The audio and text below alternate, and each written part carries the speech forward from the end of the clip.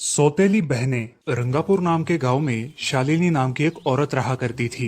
उसे दो बेटियां थी। एक का नाम था शिवानी और दूसरी का सुहानी। शिवानी जब छोटी थी तब उसकी माँ गुजर गई थी, जिसके कारण उसके पिता रघु ने दूसरी शादी कर ली।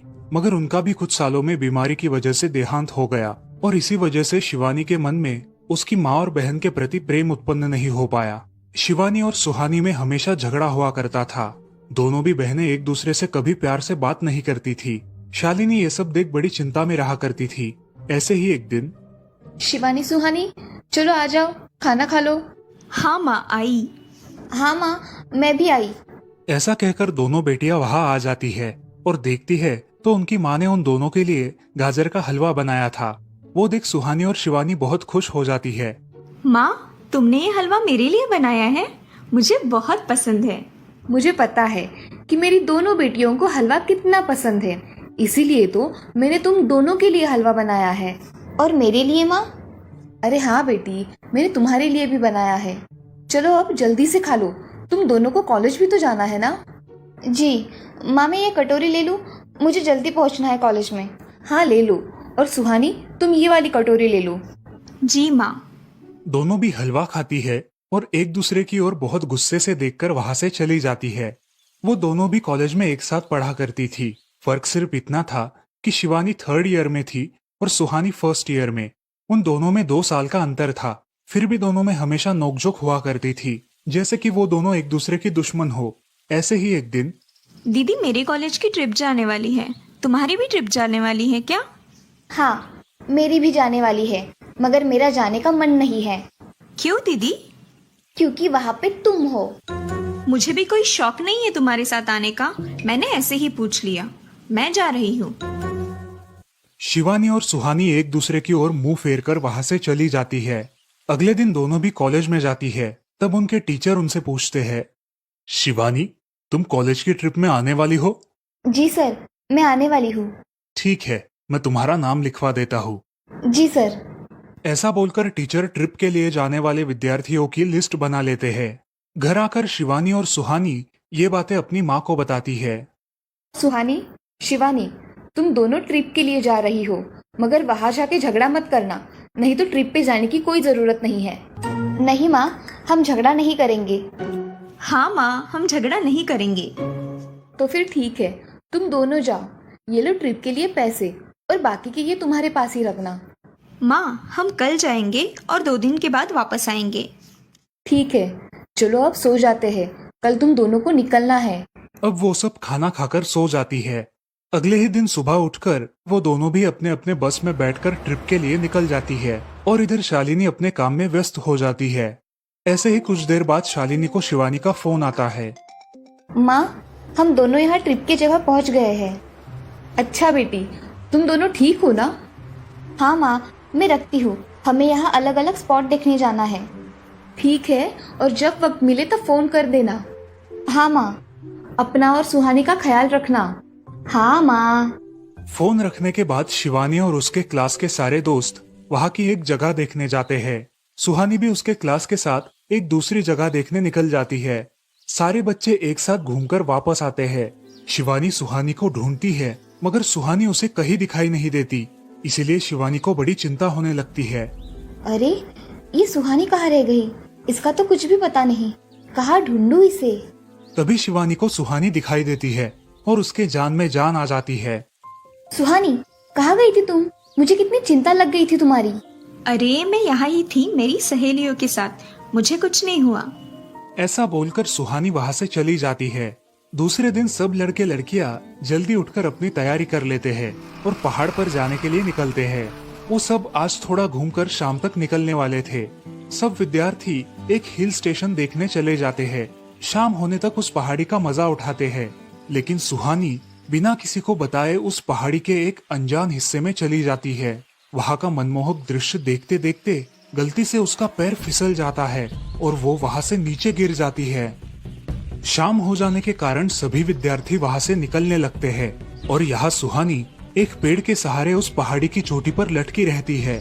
शिवानी सभी विद्यार्थियों में अपनी बहन को ढूंढती है, लेकिन वो उसे कहीं नहीं मिलती। सुहानी को ढूंढते ढूंढते शिवानी वापस उसी पहाड़ी के पास आती है और उसे आवाज लगाती है। सुहानी, सुहानी कहाँ हो तुम? दीदी मैं यहाँ हूँ, बचाओ मुझे, मैं यहाँ हूँ। सुहानी की आवाज की ओर जाते ही उसे पता चलता है कि सुहानी पहाड़ी पर लटकी है। ये सब देखकर शिवानी बहुत घबरा जाती है। शिवानी अपनी पूरी ताकत लगाकर उसे ऊपर खींच लेती है। तुम यहाँ क्यों आई थी? अगर तुम्हें कुछ हो जाता तो मैं क्या करती? माँ को क्या जवाब देती? दीदी मेरा पैर फिसल कर मैं वहाँ गिर गई। मैंने बहुत आवाज दी मगर मेरी आवाज किसी ने नहीं सुनी। तुम ढूंढती हुई आई और मुझे बचा लिया। तुम दुनिया की बेस्ट दीदी हो। हाँ सुहानी, चलो अब घर जाने के लिए देर हो जाएगी, बस निकल जाएगी। सुहानी को ऊपर खींचते वक्त शिवानी के हाथ पर बहुत सारे जख्म हो गए थे, इसीलिए सुहानी अपनी ओढ़नी फाड़कर उसके हाथ पे बांध देती है और अब वो दोनों बस के पास चले जाते हैं। क्या हुआ है शिवानी, हाथ से खून बह रहा है तुम्हारे? कुछ नहीं सर, मैं वहाँ पे गिर गई थी, अब मैं ठीक हूँ।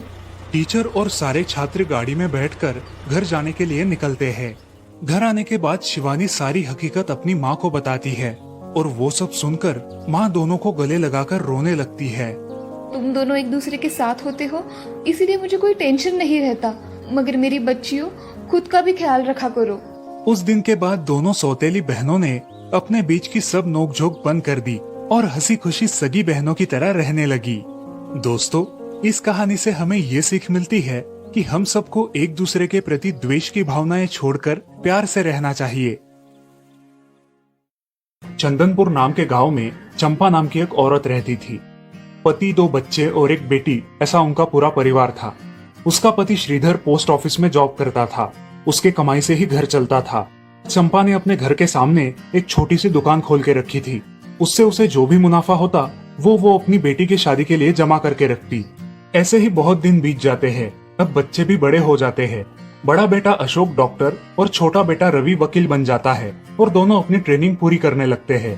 एक दिन उनकी बहन ज्योति के लिए एक अच्छा रिश्ता आता है और ज्योति की शादी पड़ोस के गांव के सरपंच जी के बेटे से हो जाती है। ज्योति बहुत ही कामचोर और गुस्सा करने वाली होती है। इसी कारण उसके ससुराल से उसे निकाल दिया जाता है। वो अपने पति को लेकर अपने मायके रहने आती है। अब चंपा का जमाई दुकान चलाता है और चंपा और ज्योति आराम से वहाँ रहती है। अरे ज्योति, जरा अपने कामचोर पति को कुछ काम करना क्यों नहीं सिखाती हो? कुछ काम का नहीं है वो। अरे हाँ माँ, उनके पिताजी ने तो उन्हें ही घर से निकाल दिया और हमारे माथे मर दिया। जाने दो, पति है। माँ और बेटी इसी तरह तानेबाजी करती रहती। अब बड़े बेटे अशोक की शादी उन्हीं के गांव के एक लड़की से करा दी गई, लेकिन उस लड़की से भी चंपा बहुत काम करवाती और वो बेचारी सासू माँ का आदर करके सब काम चुपचाप करती थी। एक दिन वो काम करके थक गई और एक जगह पर बैठ गई। ए कामचोर कमला, इतना सारा काम पड़ा है घर में, क्या वो तुम्हारा बाप आके करेगा? चलो उठ, काम कर। हाँ हाँ माँ जी, करती हूँ। ऐसा कह के कमला अपने काम पर लग जाती है और सारा काम खत्म कर देती है। चंपा अपने बेटे अशोक से घर आने के बाद चुगलियां किया करती थी। अशोक घर आकर कमला को बहुत भला बुरा कहता और कभी कभी तो उस पर हाथ भी उठाया करता था। ये सब रवि देखा करता था और रवि को बहुत बुरा लगता था। अशोक मारने आता तो रवि बीच में पड़ जाता और माँ बाप को डांटता था और वही झगड़ा खत्म हो जाता था। ऐसा बहुत दिन चलता रहा। रवि को रंजना नाम की एक लड़की बहुत पसंद थी, जो कि एक न्यूज रिपोर्टर थी। क्या तुम मुझसे शादी करोगी? मुझे तुम बहुत पसंद हो। हाँ, मगर रवि, तुम्हारे घर में तुम्हारी माँ का बर्ताव मुझे बिल्कुल पसंद नहीं है, इसीलिए पहले तुम इसका कोई हल निकालो। अरे रंजना, मैं हूँ ना तुम्हारे साथ, तुम्हें टेंशन की क्या बात है? मगर रवि, तुम भी अगर मुझे मारने पीटने लगे तो मैं तुम्हें कोर्ट में खींचूंगी। अरे हाँ बिल्कुल, वो तो तुम्हारा अधिकार है। अगले दिन रवि अपने घर में रंजना के बारे में बताता है। रवि की माँ चंपा उसे साफ मना कर देती है। रवि, तुम्हें कुछ समझ आता है या नहीं? अपनी बिरादरी की लड़की से शादी करो बेटा। इस घर में ये आखिरी शादी है और मेरे भी कुछ अरमान है बेटा। अजय, आप कुछ कहते क्यों नहीं? हाँ बेटा, तुम्हारी माँ सही कह रही है, तुम इसकी बात मान जाओ बेटा। नहीं पापा, मैं शादी करूंगा तो सिर्फ रंजना से, वरना मैं शादी नहीं करूंगा। सब चुप हो जाते हैं। अगले दिन रवि मंदिर से शादी करके घर आता है। सब अचरज से रवि की ओर देखते हैं और चुपचाप अपने कमरे में चले जाते हैं। कमला उन दोनों का स्वागत करती है और वो दोनों अपने कमरे में जाते हैं। कैसे लगा मेरा घर? अच्छा है, मगर सब मिलजुल के रहे तो और भी अच्छा होगा। रंजना, तुम्हें मेरी माँ को सबक सिखाना होगा, तभी घर के सारे सदस्य ठीक हो जाएंगे। ठीक है रवि, जैसा तुम चाहो। अगले दिन रंजना अपने घर के मंदिर में पूजा करने जाती है। तभी रुको, मेरे भगवान के मंदिर में तुम मत आओ, जाओ यहाँ से। ये कहकर सास रंजना को वहाँ से भगा देती है और घर के किसी भी काम को करने से मना कर देती है। तब क्या माँ जी, आज से मैं इस घर की बहू हूँ। इस घर पे मेरा भी उतना ही अधिकार है जितना कि आपका। क्या बोल क्या रही हो? निकल जाओ मेरे घर से। खबरदार अगर हाथ भी लगाया तो। पता है ना, मैं न्यूज रिपोर्टर हूँ। रातों रात खबर छाप दूंगी और कोर्ट के चक्कर लगेंगे वो अलग, समझिए आप। सास चुपचाप देखने लगी और उसकी बेटी और ससुर भी देखते ही रह गए। रंजना ने कमला से कहा, दीदी, मुझे आपसे काम है, आप मेरे कमरे में आइए। और हाँ, आज से खाना ज्योति दीदी आप बनाएंगी। अरे माँ, तुम कुछ बोल क्यों नहीं रही हो? ये मुझे काम करने को बोल रही है। अजी सुनते हो? चलो मेरी मदद करो। हाँ आता हूँ। ज्योति किचन का काम करने चली गई और सास बाहर का काम करने लगी। रंजना कमला को लेकर अपने कमरे में गई और उससे कहा, कमला दीदी, आप कुछ कहते क्यों नहीं? आप चुपचाप सह लेती हो, उसका ये नतीजा है। अब देखो दीदी कैसे काम कर रही है। आप कुछ काम करती थी क्या शादी के पहले? नहीं रंजना, मगर अब घर से ही अपना खुद का कुछ व्यवसाय शुरू करने का सोच रही हूँ। बहुत अच्छे दीदी, अब आप किसी से मत डरिए, हम हैं आपके साथ। सच में किसी के साथ होने का कितना महत्व होता है। अब उसकी सासू माँ ही घर के सारे काम करने लगी थी और ज्योति को काम करवाने की वजह से ज्योति भी अपने ससुराल जाने की सोच रही थी। अजी, यहाँ तो काम वाली से भी ज्यादा बुरी हालत हमारी हो गई है। चलो हम हमारे घर चलते हैं, सब है हमारे यहाँ। अरे रे, आप कहाँ चली? अभी भी काम बाकी है।